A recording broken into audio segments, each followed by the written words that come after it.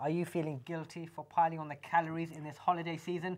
You don't have to be celebrating Christmas or the New Year to eat more than usual. Many of you will, of course, be enjoying time off from work, which is always a temptation to eat more.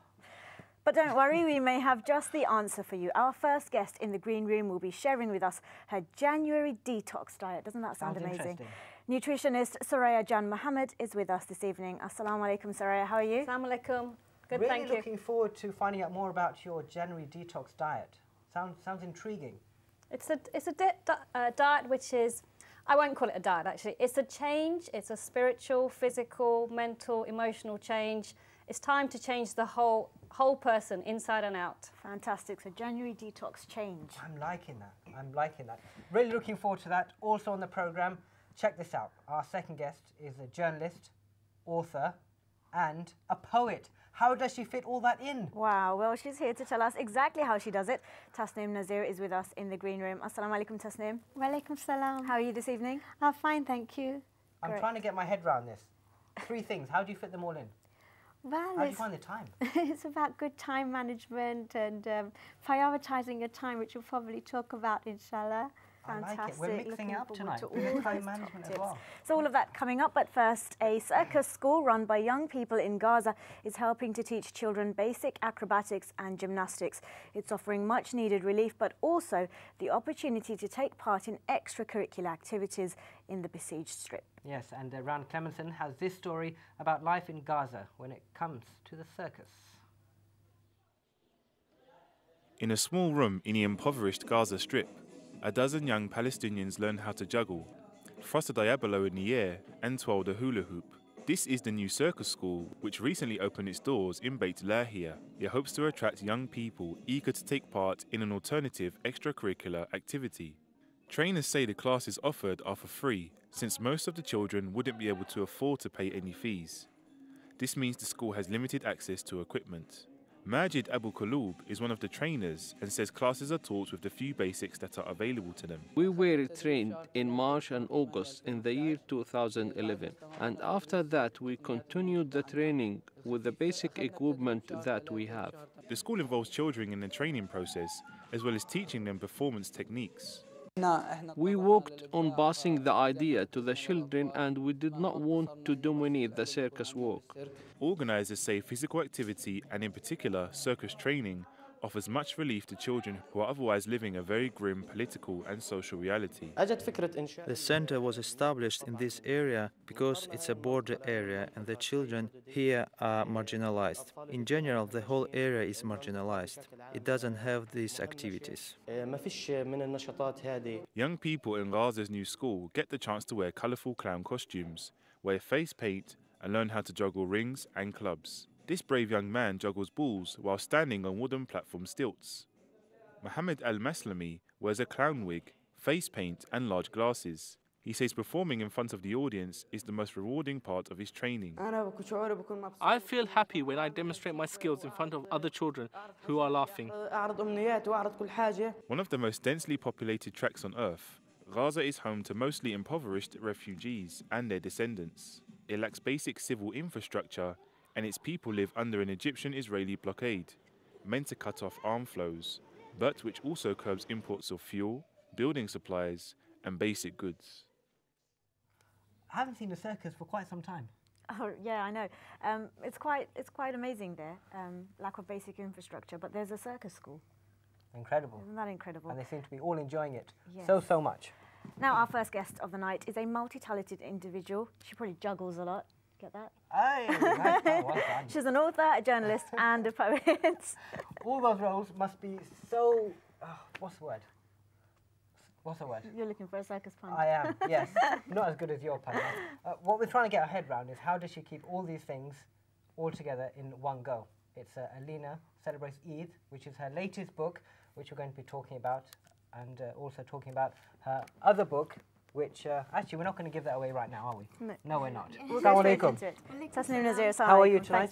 Alhamdulillah, I keep you well. Now, let's come back to your 3 roles. A poet, an author, yes, and a journalist. And a mother. And a mother as well. That's probably the one that keeps you the busiest. This is your second title that's being released. Yes. Alina Celebrates Eid.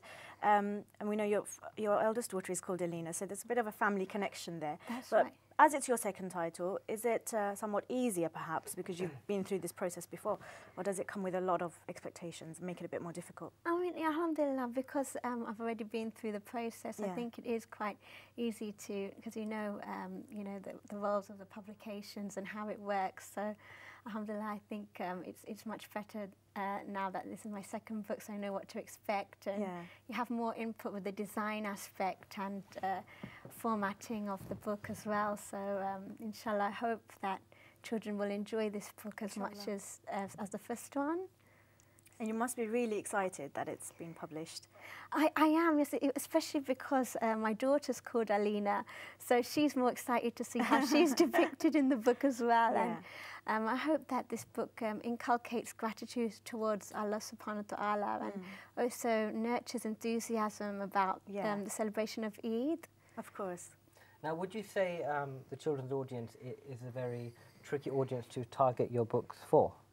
It is because children, they obviously enjoy certain topics, and their idea of what's enjoyable may be different from what we want to pass on to them. But I think instilling good morals in our children from an early age is something very beneficial, and I think nurturing this kind of concept of gratitude towards the non-materialistic things of life is something that I like to put as a recurrent theme in my books. That's good. So I'd hope, inshallah, that this theme will be adopted in all the books that I write. Yeah.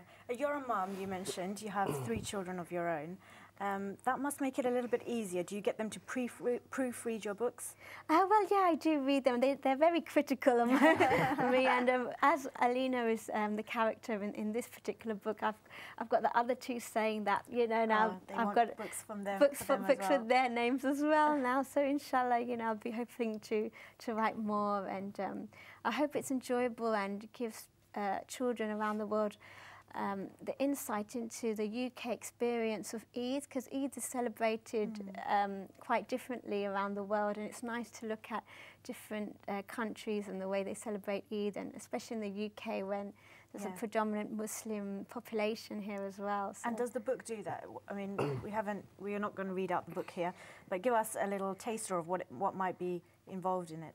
Well, yes, the book is centred around a child's experience of Eid in the UK, and as I was born in the UK as well, you know, you have the many experiences of going to the mosque, visiting family, and it goes through the day, and it also touches on children who are less fortunate and being grateful for the blessings of being able to celebrate Eid in the best way possible, and having that love of the family. And, I mean, not every child has that in life, so I think it's important to kind of relay that message to children and families alike.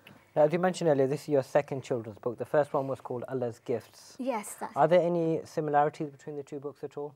Allah's Gifts was really mainly focused on inculcating gratitude towards Allah subhanahu wa ta'ala, and it's really focusing on the non-materialistic gifts and blessings of life. So the gifts such as the ability to see, or even smiling. You know, the Prophet ﷺ said even the gift of smiling.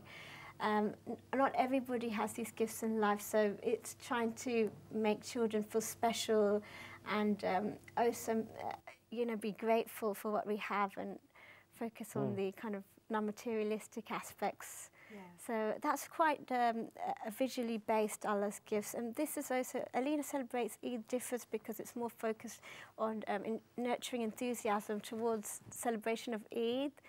So it's more of a fun book. It's also be released with a gift pack and a colouring book as well, inshallah. So it's something for kids to enjoy. And when is it being published? It'll be published at the end of January, inshallah. So that will be launched in Saudi, and then it will go worldwide. Oh, fantastic. So hopefully, I hope kids will be able to enjoy it, inshallah. Yeah. And Sabri mentioned you're not just an author, you're also a poet and you're also a journalist. That's right. How do you tackle all of that?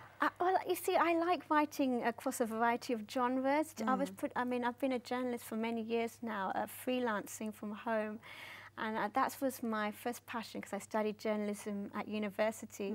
And then... and you were up for an award, weren't you? Like, what was it? The Inspirational Asian Woman of the Year or something like that? Yes, Asian Woman of Achievement. And then recently it was the Muslim News Awards for Excellence. Wow. So it's just about juggling, you know, the journalism, motherhood and the creative writing. And I think it's nice to get a balance of, you know, reporting as well as doing the creative writing and poetry. Fantastic. Well, for your work to get recognised at such a high level must give you further inspiration to write the books like you're doing at the moment.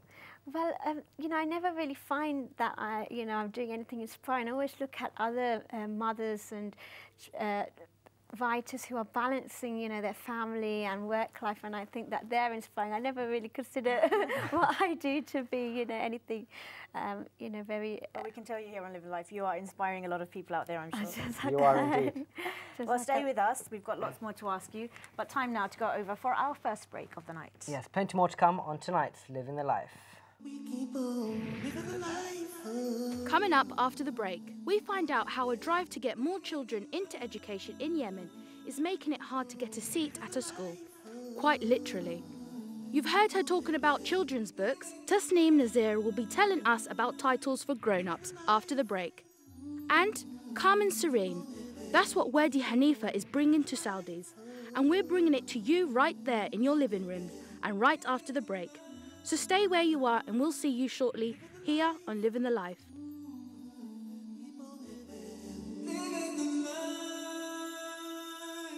Living the life. Yes.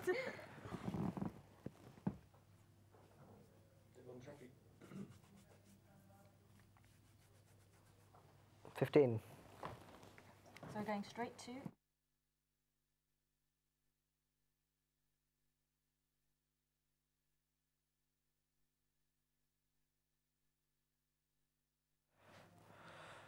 Assalamu alaikum and welcome back to Living the Life. Author Tasnim Nazeer is still with us on the sofa.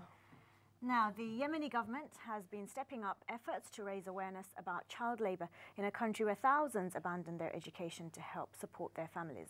But more children in schools inevitably means more chairs, right? Well, in Yemen, there's a shortage of seats. Literally. Farah Aziz explains. As the numbers of children being admitted into schools increases, 10% since June, they find themselves squeezed into overcrowded classrooms with limited seating capacity. Hail Saeed is a school in the capital Sana'a, and it's just one of many state schools that's struggling to provide a good environment in its classrooms. Its desks are designed to accommodate 2 students, but are now having to squeeze up to 4 children. For many at the school, even the squeeze is a luxury. When the chairs run out, tens of other students are forced to sit on the floor. Abdul Razak Al-Shawal is Yemen's education minister and says this is now the case for large numbers of students across the country. One of the challenges we face is that there are 2 million students without class seats. They don't have a seat to sit on to exercise their right to education. The Constitution states that every student has the right to education, and the law has stressed the right to education. Despite this, the student goes to school and finds no seat in the class, so he sits on the floor. Only 5% of the government budget in Yemen is spent on education. Staff in the schools say they need more help from the government. If more seats were made available to us, we could provide those who sit on the floor with seats. But even if we have enough seats, the classroom will remain back to the students. The huge numbers of children in each classroom has inevitably put a strain on the little equipment the school has. Yemen is the second poorest Arab state after Mauritania, with a third of its 25 million people living under a poverty line of $2 a day. Unemployment is estimated at around 35%, with youth unemployment at 60%. The country badly needs to invest in education, infrastructure and health, and the government is now considering cutting fuel subsidies to make more funds available. Yemeni students will be hoping any money saved will be ploughed into their schools to give them a chance to study in a classroom that can accommodate them all and provide each of them with their own chair. That's an incredible story, something we take for granted. Chairs. 2 million students. And here in the United chairs. Kingdom, sometimes we complain about overcrowded classrooms, but everyone gets a seat. Yeah. Look what's happening there.